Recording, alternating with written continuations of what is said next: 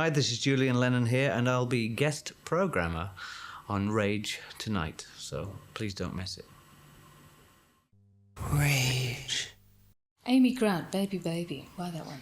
Why Baby Baby? Because I like the way she blends gospel music and pop. I think she's been able to do that really well, without selling out what she believes in, which is the belief in God and everything else. And I think she writes intelligent music too. I've heard some not so intelligent music from the same sort of kind of people, but Amy is definitely on the tops for me.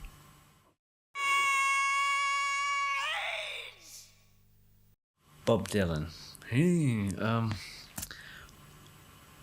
Bob is definitely a favourite because he says it like it is. There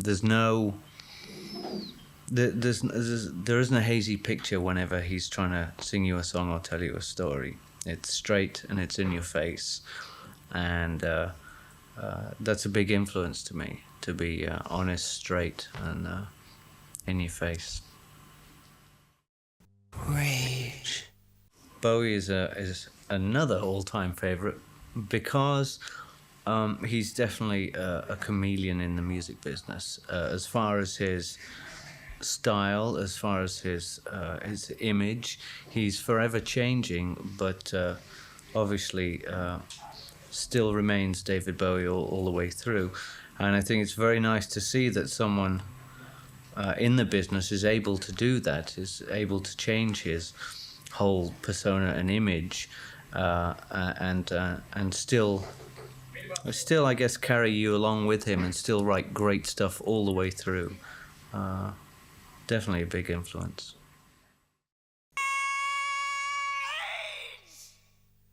So how involved do you get in the making of your video clips? I've started getting very involved with this album, particularly because I actually never had anything to do with any of the ones beforehand, and never liked videos at all. Just sort of, turned up on the set, did my piece, which I didn't like, and then left, and then regretted everything I did and just hated everything I've done in the past. And so, and felt that the majority of videos that I did had nothing to do with the songs whatsoever. So I decided it was time to make a change, and if I was going to have to do videos, then the video is going to have some relevance to what the song's about. So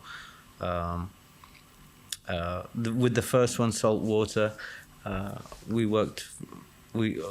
took a long time to find the right director. It's a guy called Nick Brandt from England, who, out of hundreds and hundreds of director's reels, was the only original one, the only one that came up with something new or different or bright ideas. And originally, the Saltwater video originally was going to be a lot heavier than it is, if I may tell you about that.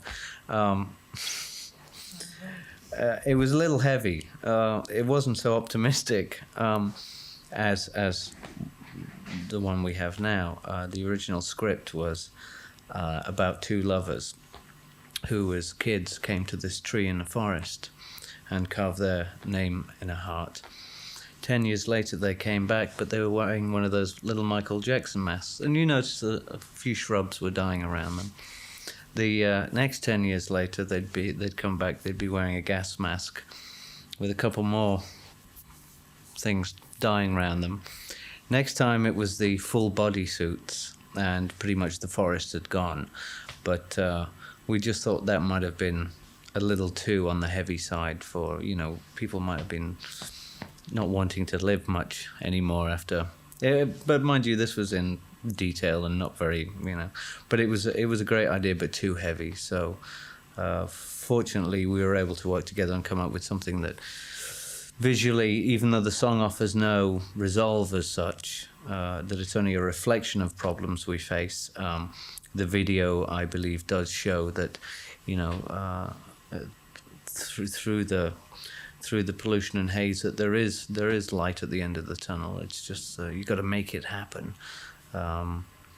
So I was happy about that. And the second video for the second single, "Help Yourself," we had lots of scripts in, and of course no relevance to the song whatsoever. So I said, well, let me give it a shot. And I sat down with my guitarist Justin Clayton, who's my best friend also, and we just sat down and wrote ideas of what it meant, and tried to make it a little cynical at the same time and a little silly here and there. And I passed it round to everybody concerned, and got great response. And I said, well, why haven't you been doing this before? And I said, well, I've hated videos before.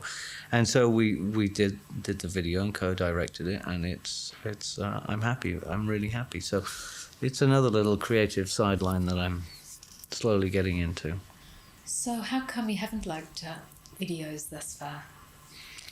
When videos first came out, the performance videos were pretty interesting for people who couldn't go and see the gigs, and then they could see the band on TV.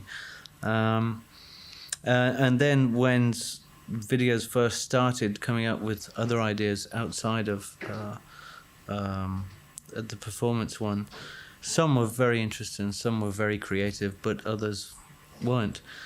And it's just very hard. It's going to be interesting to see where videos go, because there's only so much you can do, and there's only so many ideas you can visualize and show, and as music has gone round in circles with what love songs have been around for generations and generations, it's going to be difficult to be fresh and smart, and I don't know.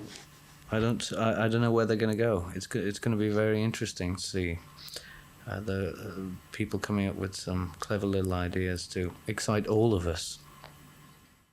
Living Colour, because they're really the first black band that plays hard edge rock, really, and I mean since AC/DC, and Led Zeppelin and many other rockers, there really hasn't been any black rockers since Hendrix at all. I mean, a couple, but nobody that's really made their mark. And I think Living Colour have done a great job of blending their style with heavier rock today. Rage. Police have always been an all-time favourite of mine. Purely because the amount of style and range they do, even within their sort of white reggae rock that they do, the different style between their harder edge stuff and their ballad stuff is so varied musically, but again they keep some sort of flow together that just it holds a lot of good memories for me.